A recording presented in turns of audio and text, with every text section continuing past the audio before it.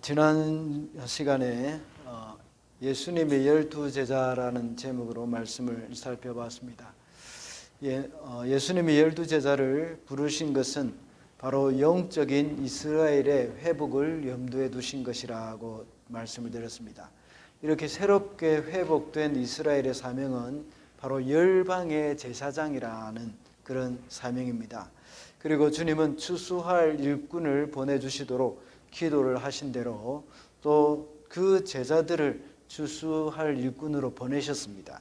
이와 같이 우리도 역시 기도한 대로 살기 위해서 이 제자로 부르셨다는 것을 지난주에 말씀을 드렸습니다. 또한 이렇게 주님이 제자를 부르신 것은 이 세상과 다른 기준으로 부르셨습니다. 우리 주님은 우리의 조건을 보시고 부르신 것이 아니라 주님의 은혜로 부르신 것임을 우리가 알고 감사함으로 받아야 한다고 말씀을 드렸습니다.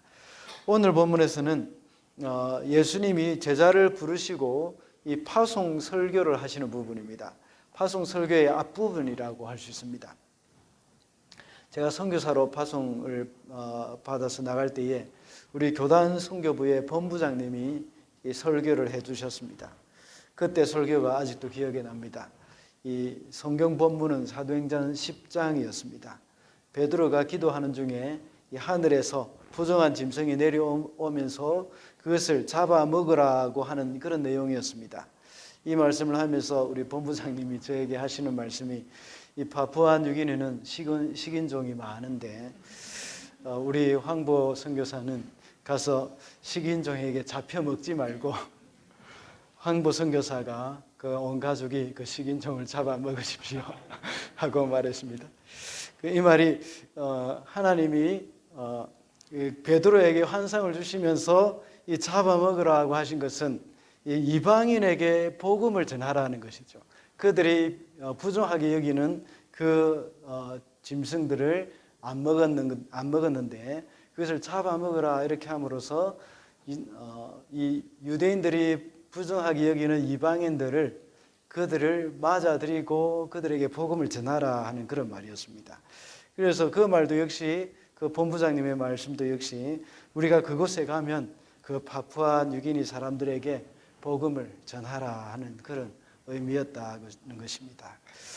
예수님은 제자들에게 복음을 위해서 파송을 하셨습니다. 파송을 하시면서 어떻게 해야 한다, 어떤 원칙을 가지고 복음을 가지고 나가라 하는 그런 말씀을 하셨습니다. 제자들의 그 마음가짐, 그것을 오늘 본문에서는 말씀하고 있는 것이죠. 그래서 오늘은 사명자의 마음가짐이라는 제목으로 말씀을 살펴보고자 합니다. 첫째로 사명자는 본질에 충실해야 합니다. 5절부터 7절까지 한번 읽어주시겠습니다. 시작. 예수께서 이들 12를 내보내실 때에 그들에게 이렇게 말명했다.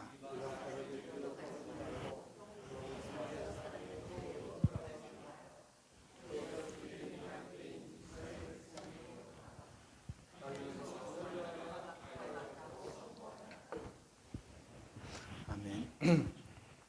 먼저 오늘 본문에서는 12를 예수님이 보내셨다는 것이 이렇게 분명히 나옵니다.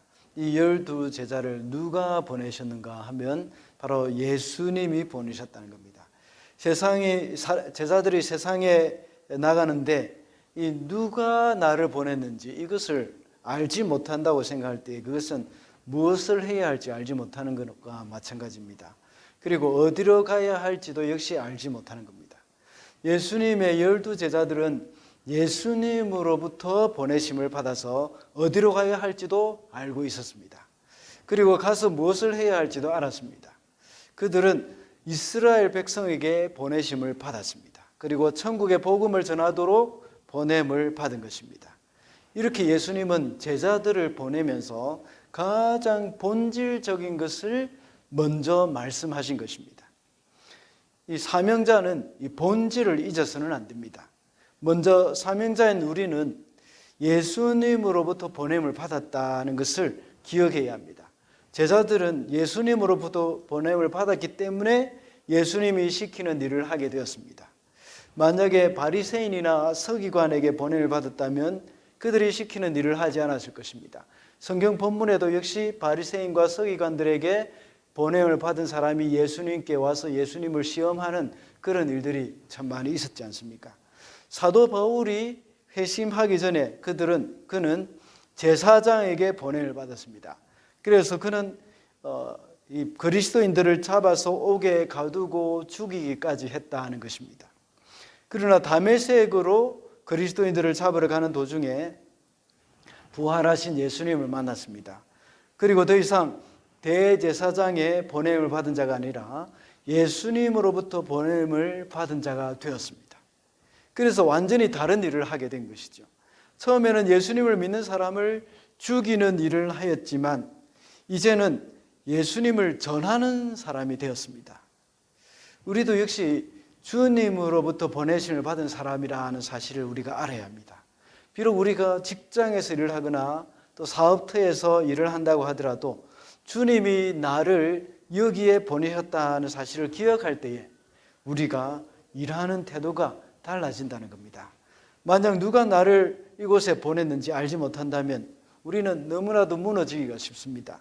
피곤하고 짜증나고 이런 일이 있으면 너무나도 쉽게 우리의 감정을 드러내버리고 때로는 또 성숙하지 못한 행동을 할 수도 있다는 것입니다.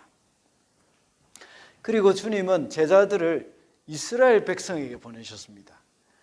예수님은 이방 사람의 길로도 가지 말고 사마리아 이 사람의 고래도 들어가지 말라고 말씀하셨습니다. 이스라엘 백성에게 가라고 하신 것, 이 말씀에는 참 여러 가지 큰 의미가 있습니다. 그런데 같은 사건이 기록되어 있는 마가복음 6장이나 누가복음 9장에는 이방인이나 사마리아에 가지 말고 이스라엘 백성에게 가라는 말씀이 이런 말씀이 거기에는 없습니다. 마가복음이나 누가복음에는 이스라엘 백성에게 가라는 말이 없습니다. 이 말씀은 유대인을 대상으로 기록한 마태복음에만 있는 내용입니다. 또한 6절에 보면 오히려라는 말도 역시 원문 그대로 직역을 하면 반드시라고 번역하는 것이 더 정확하다고 이렇게 볼 수가 있습니다. 꼭 이스라엘 백성에게로 가라 하는 그 말입니다. 이 말씀은 나중에 마태복음 28장 19절부터 20절 우리가 잘 아는 말씀, 예루살렘과 온 유대와 사마리아와 땅 끝까지라고 하시는 말씀을 볼 때에 복음을 거절한 유대인들로 인해서 이방인에게로 이 복음이 흘러가게 됐다는 그 말씀인데, 이 예수님의 명령이 이방인을 배척한 것이 아니라 이것을 볼 때에 마태복음 28장의 말씀을 볼 때에 예수님은 이방인을 배척한 것이 아니라 유대인에 대한 애착이라고 볼 수 있습니다. 유대인에 대한 애착. 그래서 예수님께서는 반드시 이 내 종족 유대인들에게 이스라엘 백성에게 먼저 가라 하는 것입니다. 이만큼 예수님도 역시 이 유대인들에 대한 그러한 애착이 많이 있었다는 것입니다. 그와 같이 사도 바울도 역시 그렇게 했죠. 내 종족, 내 친족이 주께로 돌아오기 위해서는 내가 하나님 주께로부터 끊어질지라도 내가 원하는 바라라 하고 이렇게 간절히 바라는 그런 마음이었습니다. 예수님이 제자들에게 말씀하시면서 이스라엘 백성에게 가라는 그런 말씀을 볼 때 우리는 우리가 가야 할 곳도 역시 알 수 있습니다. 예수님의 제자들은 모두 유대인들이었습니다. 그들이 갈 곳은 그들의 동족이었고 그들이 속해 있는 이스라엘 공동체였습니다. 이와 같이 우리가 가야 할 곳이 어디겠습니까? 우리가 멀리 떨어져 있는 그런 곳에 갈 필요가 없습니다. 우리가 이곳에 가야 하는 겁니다. 이곳. 그것이 바로 해밀턴입니다. 우리의 생활 터전입니다. 우리와 연관되어 있는 곳, 그곳에 가라는 겁니다. 이스라엘 백성들에게 가라는 그 보냄을 받은 예수님의 제자들은 다 그들은 이스라엘 백성들이었습니다. 유대인들이었습니다. 거기에 가서 복음을 전하라는 겁니다. 우리의 생활 터전, 그쪽으로 가라는 겁니다. 주님께서는 우리에게 우리의 종족들에게 가라는 그런 명령을 받았습니다. 물론 우리는 키위들에게도 복음을 전해야 되고 또 많은 다민족들에게 복음을 전해야 됩니다.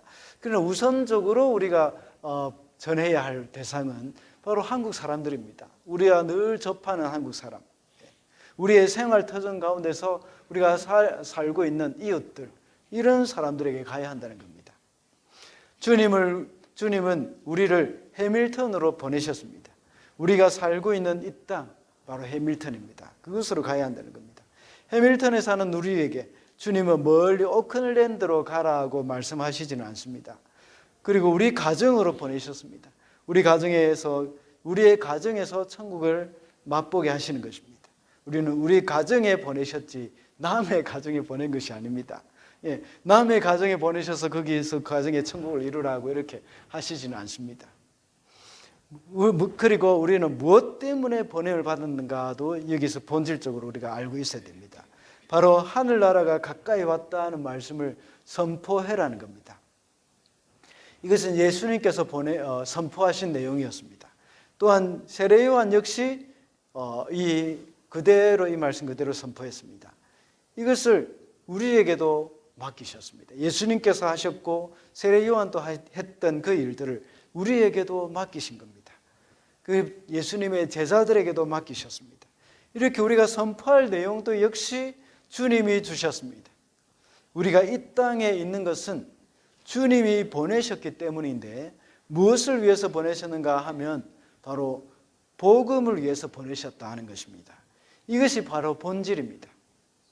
사명자는 이 본질을 분명하게 해야 합니다. 그 본질이 바로 주님이 나를 보내셨다는 것과 그리고 또 우리 이스라엘에게 보내셨다. 다시 말하자면 이 해밀턴, 내가 살고 있는 생활 터전에 보내셨다는 것입니다. 그리고 또 복음을 위해서 보내셨다 하는 그것이 우리의 사명의 본질이라는 사실을 잊어서는 안 되겠습니다.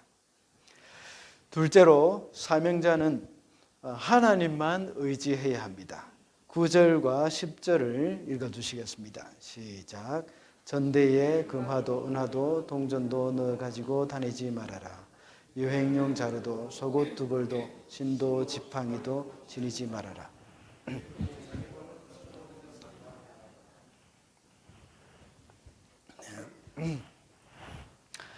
여기 보면 9절의 내용을 원문에 조금 더 가깝게 번역을 하자면 너희는 너희들의 전대 안으로 금도 취하여서는 안 되며 은도 안 되며 동도 안 된다 하는 그 말입니다.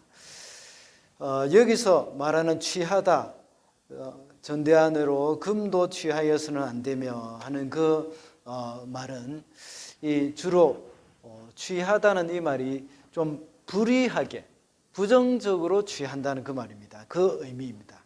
그래서 이 말은 8절의 말씀 거저 받았으니 거저 주어라는 그 말과 연관이 되어 있습니다.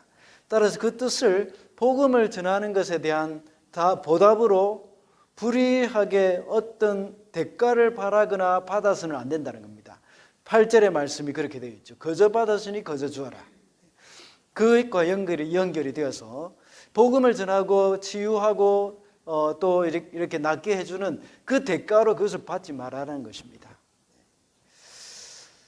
그렇게 해서 그것을 모아서 이렇게 전대 안에 넣어두지 마라 하는 그런 의미입니다. 그리고 10절에서 예수님은 사명자로서 주머니에 돈을 가지고 다니지 말라고 하시면서 또 여행용으로 여분의 옷이나 신발조차도 가지고 다니지 말라고 하셨습니다. 이 말씀은 사명자는 전혀 어떤 것도 미리 준비해서는 안 된다는 말입니다. 어떤 것도 미리 준비해서는 안 된다는 그런 의미라기보다는 하나님만 의지해라는 겁니다. 하나님만 의지해라. 왜냐하면 하나님의 일을 하는 사람이기 때문에 하나님께서 공급하여 주실 것이라는 그런 의미입니다. 그래서 일꾼이 자기 먹을 것을 얻는 것은 당연한 것이라고 이렇게 덧붙였습니다. 이렇게 사명자는 하나님만 의지할 때에 하나님께서 필요한 것을 공급해 주신다는 그런 약속이라고 할 수 있습니다. 이것은 흔히 군대에 비유할 수 있습니다. 보통 훈련소에 가면 모든 불필요한 것들을 다 내어놓죠. 처음 입대하면 훈련소에 가지 않습니까? 그래서 입소할 때에 입고 간 옷까지도 다 벗어서 우편으로 이제 고향으로 붙인다고 합니다. 저는 그렇게 방위를 받아서 훈련소에 한 달 있다가 다시 집에 돌아가는 것이기 때문에 그것을 보내지는 않았습니다. 그냥 우리가 들고 있었던 겁니다. 이렇게 하는 이유는 군대에 입대한 사람을 완전히 빈털터리로 만들기 위한 것이 아닙니다. 모든 것을 공급해 준다는 의미라고 볼 수 있겠죠. 다 공급해 주겠다 하는 것입니다. 그리고 모든 것을 입을 것과 먹을 것, 각종 군생활에 필요한 것 다 공급해 줍니다. 심지어 속옷까지도 지급이 되고 또 담배까지도 지급이 됩니다. 그리고 담배를 안 피우는 사람은 담배값까지도 줍니다. 저는 방위병 출신이기 때문에 참 가장 나쁜 대우를 받았습니다. 그 군인들 중에서는 제일 나쁜 대우를 받았지만 우리 구성균 전도사님이 그 특전단 출신이라고 하더라고요. 스나이퍼라고 들었는데 이런 군인들은 아주 최고의 군에서 최고의 혜택을 받는 사람들이라고 볼 수 있습니다.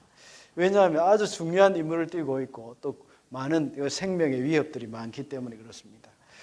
우선 이 먹는 것부터 다르죠.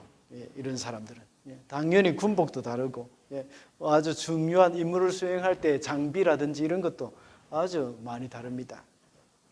이와 같이 저와 여러분은 바로 하나님 나라의 좋은 군사라고 볼 수 있습니다. 그래서 복음 전파라는 그 하나님 나라의 특별한 임무를 맡은 사람들이기 때문에 하나님이 모든 것을 다 책임져 주시고 가장 좋은 것으로 공급해 주신다는 겁니다. 제가 여러 번 말씀을 드린 대로 마태복음 6장 33절에 보면 너희는 먼저 그의 나라와 그의 의를 구하라. 하나님의 나라와 하나님의 의를 구하라. 그리하면 이 모든 것을 너희에게 더하여 주시리라고 하셨습니다. 하나님의 나라를 위해서 일을 할 때에 사명자로 하나님 앞에 이 부르심을 받아서 이제 파송을 받아 나갈 때에 주님이 다 책임져 주신다는 겁니다. 그래서 우리는 무엇을 먹을까, 무엇을 마실까 염려하지 마라 하고 말씀하시는 겁니다. 일꾼이 자기 먹을 것 얻는 것이 당연하다는 겁니다. 그것과 같이 하나님이 우리의 쓸 것을 하나하나 다 공급하신다는 겁니다. 이것 다 가져가지 마라. 안 가져가도 된다. 이렇게 한다는 것은 거기 가면 다 필요한 것이 다 있다 하는 그런 의미죠. 이렇게 예수님께서 제자들에게 아무것도 가지고 가지 말고 하나님만 의지해라 하고 말씀하시는 겁니다. 그리고 11절부터는 그들의 생활을 어떻게 해결해 주실 것인지를 또 가르쳐 주시는 내용이 있습니다. 그래서 어딜 가든지 전도자를 환대하는 가정에 머물러 거기서 생활을 하라는 것입니다. 어떻게 이런 일이 있을 수 있을까 하는 생각이 들 수도 있습니다. 어떻게 전혀 알지 못하는 사람들이 나를 맞이하면서 접대를 할 수 있느냐는 겁니다. 이런 생각이 들 수도 있습니다. 그러나 하나님은 도처에 이런 사람들을 예비해 두셨습니다.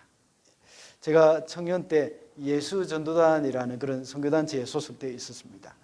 이 팀이 흩어져서 국내로 전도 여행을 다녔습니다. 우리 팀은 이 모빌 팀이었기 때문에 한 장소에 일정 기간 이상 이렇게 머물지 못하고 늘 옮겨 다녀야 했습니다. 우리 팀 인원이 10명이었습니다. 이렇게 많은 팀을 이렇게 받아줄 사람들도 없고 참 받아줄 것도 별로 없었습니다. 우리 팀은 또 기도하면서 늘 옮겨 다녔습니다. 한 번은 원주에 갔습니다. 원주에 갔는데 거기서도 역시 팀원들이 함께 기도했습니다. 하나님, 우리가 어디로 가야 할까요? 우리를 받아줄 곳이 어디일까요? 또 우리가 필요로 하는 곳이 어디일까요? 하고 이렇게 기도하고 이렇게 했는데 이 어린이 전도협회에 가봐야 되겠다 하는 그런 마음이 들었습니다. 그래서 어린이 전도협회 원주 지부에 연락을 했습니다. 그 전화를 받으시는 그 원주 지부의 책임자가 목사님이셨는데 얼마나 우리를 기쁘게 맞이하는지 모릅니다. 어서 우리 집으로 오라고 하면서 불렀습니다. 그래서 갔더니 거기서 저녁을 아주, 이 아파트가 그렇게 넓지는 않았는데 아주 그 10명이 옹기종기 모여서 저녁 식사를 맛있게 하고, 다음 날 내일부터 어린이 캠프가 있다고 합니다. 그러면서 우리에게 좀 도와달라고 이렇게 이야기를 했었습니다. 그러면서 제가 그때 팀장이었기 때문에 그 목사님이 저를 불렀습니다. 서재에 가니까 목사님의 노트를 저에게 보여주셨습니다. 노트에다가 이 스케줄표를, 그게 타임테이블을 그려놨는데 한 곳이 이제 시간이 비어 있었습니다. 한 곳이 빈칸이 있었는데 목사님이 자기 글씨로 적어놨습니다. 예수 전도단이 왔으면 좋겠다 하고 이렇게. 그래서 이제 저도 그걸 딱 보면서 완전히 머리가 쫙 서는 것 같았습니다. 머리카락이. 하나님이 정말 우리를 기가 막히게 인도해 주시는구나 하는 그런 생각을 하게 됐고, 정확하게 우리를 인도해 주신다는 그런 경험을 했습니다. 그래서 저희가 거기 가서 또 같이 도와주기도 하고, 거기 거처할 곳도 우리가 준비를 받고, 그래서 거기서 좀 끝날 때까지 참 이렇게 좋은 도움이 되었던 그런 기억이 있습니다. 그리고 저희가 선교지에 있다가 한국에 들어왔을 때에 아내가 치료를 받아야 했습니다. 그런데 왔다 갔다 하다 보니까 있을 만한 곳이 없었습니다. 그런데 또 하나님이 아주 참 기가 막히게 우리를 참 인도해 주셔가지고 이 참 최첨단 아파트 거기에도 살게 하시고, 또 최첨단은 아니었지만 자동차까지 주시면서 정말 아늑한 그러한 이 장소까지 제공해 주셔가지고 참 우리가 가는 곳곳마다 불편함 없이 참 하나님이 예비해 놓으신 그 은혜를 경험한 적이 있습니다. 하나님께서는 이렇게 사명자는 하나님만 의지해야 한다는 것을 우리에게 가르쳐 주는 것입니다. 우리는 어디로 가든지 우리가 다 미리 생각하고 준비해 놓은 것, 이것이 때로는 필요하지만 때로는 이것이 문제가 될 수도 있습니다. 이렇게 우리가 알아서 다 준비하는 것 때문에 하나님이 주시는, 공급해 주시는 그 은혜들을 우리가 누리지 못하는 그런 일들도 있다는 것입니다.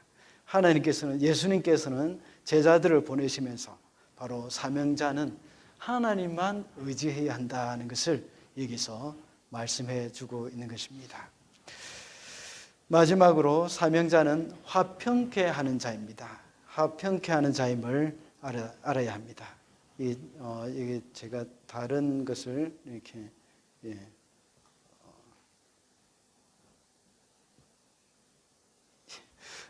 잘못 적혀 있네요, 그죠?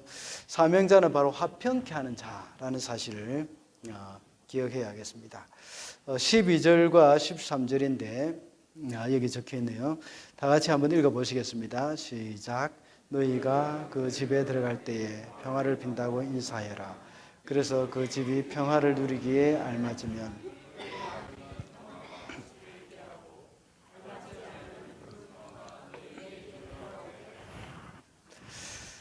지난주 걸 대지를 제가 적어놨네요. 그걸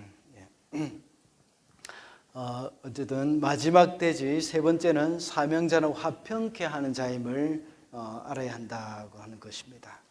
제자들이 한 마을에 머물 곳을 찾아서 들어갈 때에 이제 샬롬하고 말하는 것입니다. 그때 그 집에 이 평화를 누리기에 알맞다는 그런 이 말씀은, 오늘 본문에 나와 있는 평화를 누리기에 알맞으면 하고 이렇게 말씀하고 있는 것은 바로 그 집에서 전도자를 맞이한다는 겁니다.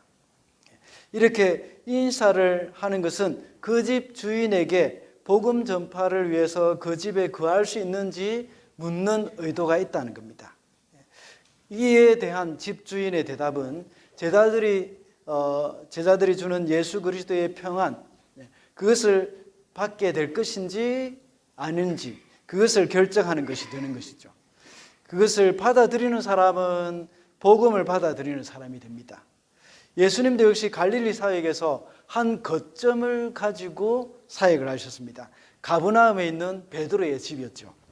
거기서 갈릴리를 이렇게 온 갈릴리를 다니실 때에 가브나움에 이 베드로의 집에서 가기도 하시고 돌아오시기도 하고 가기도 하시고 돌아오시기도 하고 그렇게 했습니다.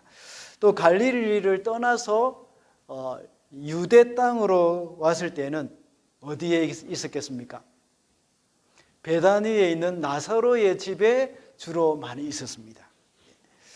이 사도 바울이 빌립보에 도착했을 때도 마찬가지입니다. 거기에 도착했을 때에 자주장사 루디아를 만나서 거기에 그 사람에게 복음을 전했습니다. 루디아는 복음을 받아들이고 자기 집을 개방해서 바울 일행이 거기에 지내도록 한 겁니다. 거기가 빌립보 지역의 복음의 거점이 되었습니다. 그래서 복음 전파가 그 집을 중심으로 해서 이루어졌고, 그리고 그곳이 바로 빌립보 교회가 되어진 것입니다. 방금 읽은 12절의 말씀에서 평화를 빈다는 그 말씀은 축복 기도를 통해서 임하는 그 복을 의미하는 말씀입니다. 이것은 이스라엘 사람들은 이 상대방의 건강과 또 복지 또 안녕 이것을 비는 의미를 포함하는 것인데, 이 더 나아가서 하나님과의 화해 이것까지도 포함하는 것이라고 볼 수 있습니다. 이와 같이 그 가정의 전도자가 이 방문함으로 말미암아서 그 가정이 하나님과 화해가 된 상태라고 할 수 있다는 겁니다. 예수님께서 목자 없는 양과 같은 이 하나님을 떠나서 방황하고 있는 이스라엘 백성들에게 이 전도자들이 방문하게 함으로 말미암아서 하나님과 화평하게 되는 것입니다. 그리고 그 집이 거점이 되어서 한 교회 공동체가 세워지게 되는 것입니다. 그러므로 사명자는 바로 하나님과 사람 사이를 화평하게 하는 사람이라는 것을 여기서 우리가 알 수가 있다는 겁니다. 그래서 팔복에서도 말씀하기를 화평케 하는 자는 복이 있나니 저희가 하나님의 아들이라 일컬음을 받을 것이며 하고 말씀하고 있습니다. 이 화평케 하는 사람, 이 화평케 하는 사람은 바로 하나님과 죄인인 인간을 화목하게 하는, 화평케 하는 그런 사람이라는 것을 가리키는 겁니다. 진정으로 화평케 하는 자는 바로 예수님이십니다. 예수님은 이 땅에 오셔서 하나님 아버지와 죄인들의 관계를 화평케 하셨습니다. 죄로 인하여서 깨어진 그 하나님과의 관계를 우리에게 회복시켜 주신 것입니다. 그래서 에베소서 2장 14절에는 그는 우리의 화평이신지라 둘로 하나를 만드사 중간에 막힌 담을 허시고 라고 말씀하고 있습니다. 이 말씀은 물론 이방인과 또 유대인들 사이에 화평케 하는 것뿐만 아니라 하나님과 우리 사이에도 역시 화평케 하는 그 일들을 하셨다는 것입니다.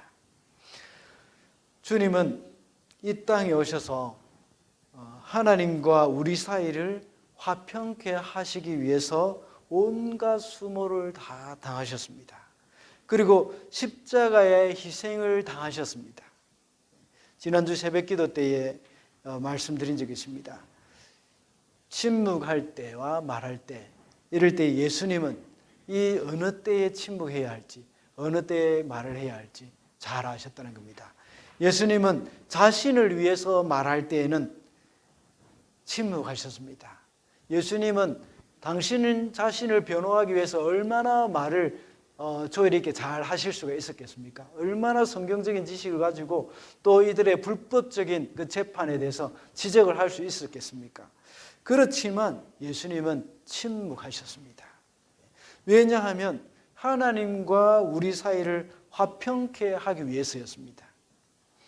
우리는 역시 이 땅에서 사명자로 화평케 하는 사람들입니다.